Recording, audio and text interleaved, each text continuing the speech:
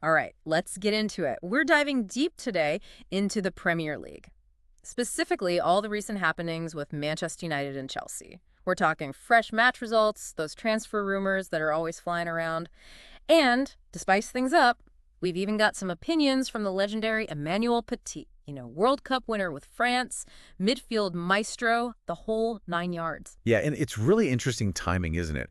Both clubs are at these really crucial points in their seasons. For sure. Manchester United, obviously, brand new manager, trying to find their feet. Yeah. And then you have Chelsea. They seem to be doing well, but there's definitely some potential drama brewing under the surface. Like the calm before the storm, right? Exactly. Let's kick things off with Ruben Amorim's debut as Manchester United's manager. Not quite the fairy tale start everyone was hoping for, a draw against Ipswich Town. Yeah, I mean, we do have to consider that it was his very first game in charge.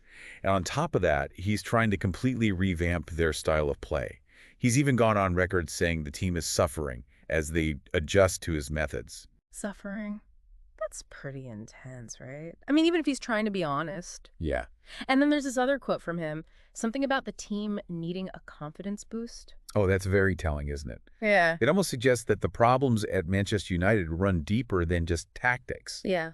It's like their mentality, their belief, even their ability to handle the pressure of playing for such a massive club. Those things might be shaky too. So it's not as simple as just learning a new formation. Right. It's more like a complete mental overhaul. Exactly. Speaking of shaking things up, Emmanuel Petit has a pretty bold idea. He thinks Manchester United should try to sign Christopher Nkunku from Chelsea. Now that's where things get really interesting. Right. Because, no doubt, Nkunku is incredibly talented. We all know he's a fantastic player. Absolutely. But he's had a tough time cementing his spot at Chelsea. Yeah. Partly due to injuries, of course, but also just the sheer competition for those attacking positions. Right. So it's a crowded field over at Chelsea. What makes Petit think Nkunku would be a good fit for Manchester United, though? Well, Petit specifically pointed to Nkunku's intelligence on the pitch, his ability to connect the play, to create scoring chances for his teammates. He's not just a goal scorer, he's a playmaker. And that might be exactly what Manchester United needs right now. They do have some serious firepower up front, but they've struggled to break down those stubborn defenses. Exactly. I can see why Petit thinks Nkunku's creativity could be that missing piece of the puzzle. Didn't Chelsea shell out a massive amount for Nkunku, though? Like £52 million? Yeah. Would they even consider letting him go? That's the big question, isn't it? I mean, from Chelsea's point of view, letting go of Nkunku would be admitting they made a mistake. Yeah. Especially after such a huge investment. But then, again, they have those financial fair play regulations to worry about. Oh, right. Those rules can really put a limit on a club's spending. Yeah. So if Chelsea need to balance their books, selling someone like Nkunku, who isn't getting consistent game time, might actually make sense financially. Exactly. And let's not forget, if a player's unhappy, not getting the playing time they want, sometimes a move even to a rival can benefit everyone. The player gets to thrive, and the selling club can reinvest those funds. It's like a high-stakes game of chess, isn't it? Absolutely. But wouldn't letting Nkunku go weaken Chelsea's attack, especially considering their recent win against Leicester City? Well, there's another factor here. Chelsea's brought in this young Brazilian prodigy, Estevão Willian. He's only 17, but he's already breaking records held by Neymar back in Brazil. Wow, that's quite a reputation. So how does this young star fit into the whole Nkunku situation? Well, Petit's suggestion is that Chelsea see Willian as their future number 10. And if that's the case, where does Nkunku fit in, especially if he's already frustrated with his limited role? Okay, so we have Manchester United potentially needing a creative spark. And then you have Nkunku maybe looking for a fresh start where he can really shine. And on top of that, there's this young phenom stepping onto the scene at Chelsea, which could push Nkunku further down the pecking order. Yeah. This is getting really interesting. Right. It reminds us that in football, sometimes talent isn't enough. You need the right timing, the right opportunity, the right environment to truly succeed. And for Nkunku, right now, that might not be at Chelsea. It's like a football soap opera playing out in real time. Right. Wouldn't Nkunku coming to Manchester United be a direct challenge to Bruno Fernandes, though? He's kind of the playmaker there now, right? That's a great question. And it's one we'll have to dig into a bit deeper. Because Amorim's tactics are very specific. Lots of focus on intense pressing and those quick transitions. So it's not just about creating chances, it's about winning the ball back quickly and launching those rapid attacks. Exactly. How does that change how we look at Nkunku's potential fit at United? Well, that's where Amorim's vision for the team comes in. And to be honest, it's a vision that some fans are finding a bit controversial, even frustrating, especially considering that lackluster draw against Ipswich. Right, we can't forget this is Manchester United, a club with this rich history of attacking football and dominance. Yeah. A draw against a newly promoted team isn't exactly what the fans expect. Yeah, and this is where the fan perspective becomes so important, to really grasp the pressure and expectations Amorim is dealing with. Manchester United fans are some of the most passionate and vocal in the world. Oh, absolutely. So how are the fans reacting to this new style of play, to the suffering that Amorim's talked about? Are they on board or are they getting restless? It's a mixed bag, to be honest. Some fans are willing to give Amorim time, to put his ideas into action. Okay. They understand that rebuilding takes time, and changing to a whole new style of play, that doesn't happen overnight. They see potential in his approach, that long-term vision he's going for. That's the optimistic view, but I'm guessing not everyone's so patient. You're right. Some fans are definitely voicing their frustrations. They see that draw against Ipswich as a sign that things aren't changing fast enough. Right. They're starting to question if Amorim's even the right man for the job. If his tactics are maybe a bit too defensively minded for a club like Manchester United. Well, they are used to a certain style of play, a certain level of success. It's hard to accept anything less when you've seen your team win trophy after trophy in the past. Yeah, absolutely. And those frustrations get amplified by the media. They're Yeah. always quick to scrutinize every result, every decision, every single word that comes out of the club. It creates this intense pressure cooker. It's like Amorim is constantly under a microscope. So it's not just the fans he has to win over. It's the media, the pundits, the whole footballing world watching his every move. You got it. And that pressure can be immense, especially for a manager who's still relatively new to the Premier League. It's a tough gig, that's for sure. Before we get too deep into this, though, maybe we should focus on some of the specific criticisms from the fans. What are they actually saying about Amorim's style of play? Well, some are saying it's too pragmatic, Okay. too focused on being defensively solid, maybe at the expense of that attacking flair. Their argument is that Manchester United should be dominating possession, controlling the pace of the game, creating tons of chances. Which is a fair point, especially when you think about the history of the club and the expectations that come with wearing that Manchester United shirt.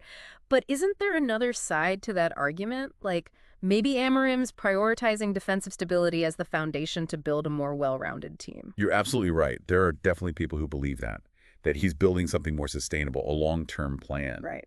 They see that strong defense as a crucial first step, something that will allow the team to build from, to eventually unleash their attacking potential.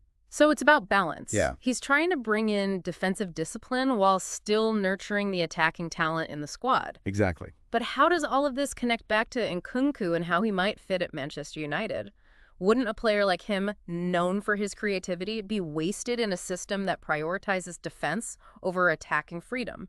That's a great observation, and it really gets to the core of this debate about Amorim's tactics. Because you have those fans who are desperate for that attacking swagger, that free-flowing, goal-scoring spectacle that Manchester United was once famous for. Yeah. They want to see players like Nkunku given the freedom to express themselves, Yeah. to work their magic in the final third. Right. They want that classic Manchester United DNA back. Exactly. But then you have those who believe that a more disciplined tactical approach is essential in the modern game. Sure. That you can't just rely on individual brilliance to win trophies. So Amorim's got a balancing act on his hands. Yeah. He has to appease those fans who miss the glory days while also building a team that can compete with the best of the best today. Absolutely. And that brings us back to Christopher Nkunku and this really intriguing question. Because if Amorim is really committed to this style built on defensive solidity and quick transitions, is Nkunku, who's all about creative flair and unlocking defenses with a single pass, is he really the right fit? That's the big question, isn't it? Does Nkunku's individual brilliance actually work with Amorim's tactical vision? Or does it clash with that more disciplined, structured approach? And that's exactly what we're going to explore in the next part of this deep dive. We'll take a closer look at Nkunku's playing style compared to what Amorim's trying to do and try to figure out if he would truly thrive at Manchester United. Or if maybe his talents would be better suited somewhere else. No, that's what I call a cliffhanger. I can't wait to get into that. Well, then let's not keep our listeners waiting. On to part two. So, we left off wondering if a player like Nkunku would even thrive in Amorim's system at Manchester United, with all this emphasis on defense and quick transitions. I was thinking about something you said earlier, how some Manchester United fans feel like the team's missing that swagger, that classic attacking style. Could Nkunku be the one to bring it back? He's got the flair, that individual brilliance. It's an interesting thought, and it's definitely something fans and pundits are debating. Some people argue that Amorim's system just stifles creativity, that it's too rigid for someone like Nkunku to really shine. But then others say you need a strong defense in modern football. You need balance to compete at the top. Exactly. And that's where the tactics get really interesting. Because Amorim's system isn't just about sitting back and defending. It's about winning the ball back fast, launching those lightning-quick counterattacks. Right. It's being proactive, not reactive. Right. So maybe in that context, a player like Nkunku, with his quick thinking and passing ability, could actually fit in perfectly. Exactly. Just imagine Nkunku getting the ball in that number 10 position, right as the other team is switching from attack to defense. He's got the vision to see those gaps open up and the passing range to exploit them. Perfect accuracy. Okay, I see how that could work. It's not just creating chances, it's starting those dangerous counterattacks, which are so crucial in Amorim's system.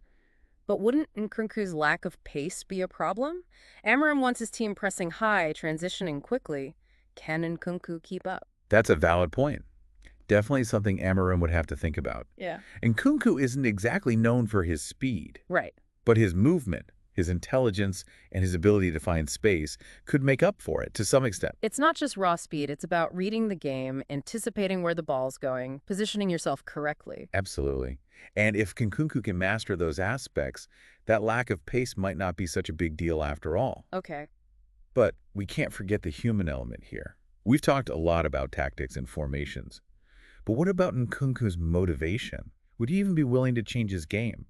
Adapt to fit into Amorim's vision? That's huge. Even if he fits in tactically, if he's not fully on board with the plan, it's not going to work. Right. And that's something Amorim would have to figure out very carefully. Have those frank conversations with Nkunku, really understand his enthusiasm for the challenge, his willingness to buy into the system. So it's not just about stats and scouting reports. It's about getting to know the player's mentality, their ambitions, their personality. Exactly. And that's what makes managing a team so complex and interesting.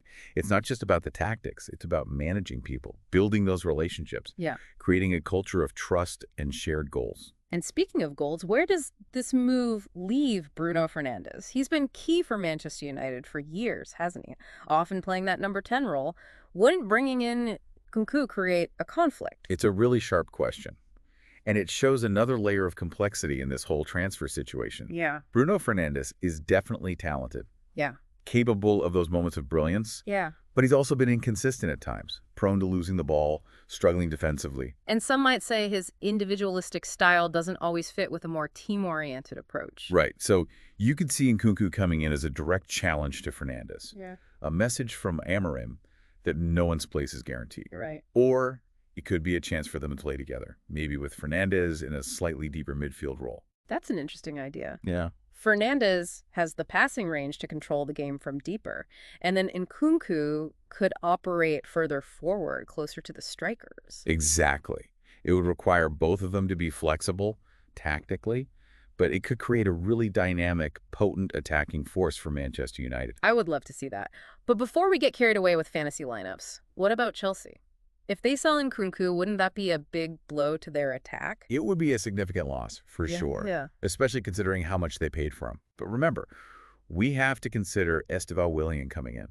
This kid is being touted as the next big thing, a generational talent. That kid who broke Neymar's records. I'm starting to understand why Chelsea might be okay with letting Nkunku go, especially if they think Willian is ready to step up. But isn't it risky putting so much faith in a 17-year-old, even one with that kind of hype? It's definitely a gamble. Yeah. But it's a gamble Chelsea seem willing to take. They've really invested in their academy lately, and they're clearly confident in their ability to develop young talent. And they have had success with that approach. Look at Mason Mount, Reece James, Tammy Abraham. Exactly. So while losing Nkunku would hurt, Chelsea might see it as a chance to give Willian his moment, To be the next star to come out of their youth system. Like a changing of the guard. Yeah.